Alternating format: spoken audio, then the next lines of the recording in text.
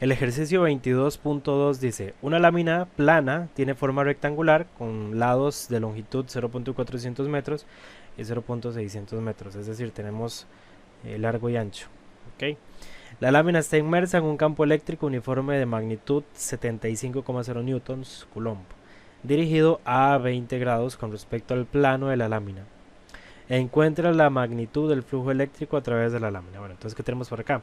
Tenemos el largo, 0,600, el ancho, 0,400, y a partir del largo y el ancho de un rectángulo nosotros podemos calcular su área. Entonces su área va a ser largo por ancho, que es 0,240 metros cuadrados. Tenemos también el campo eléctrico que percibe o en el que está inmerso o inmersa la lámina, en este caso 75,0 newtons partido de Coulomb, y nos dicen que ese campo eléctrico es uniforme, es decir que en cualquier parte de la lámina se va a percibir la misma magnitud. ¿Okay? Nos están preguntando la magnitud del flujo eléctrico a través de la lámina. Recordemos que la magnitud del flujo eléctrico a partir de un campo eléctrico nosotros la podemos calcular de varias formas, ¿no? Esta es una, que es vector campo eléctrico, producto punto, vector área. Este producto punto, nosotros lo representamos como la magnitud del vector campo eléctrico por la magnitud del vector área por el coseno del ángulo. ¿Cuál ángulo? El ángulo que separa el vector campo eléctrico y el vector área. ¿Ok? Entonces, ¿qué tenemos nosotros en este dibujo? Vemos que nos están diciendo que ese campo eléctrico en el que está inmerso, o en el que está inmersa la lámina, tiene una inclinación de 20 grados respecto a la lámina. Es decir, si esta es la lámina, ¿ok? Si esta es la lámina,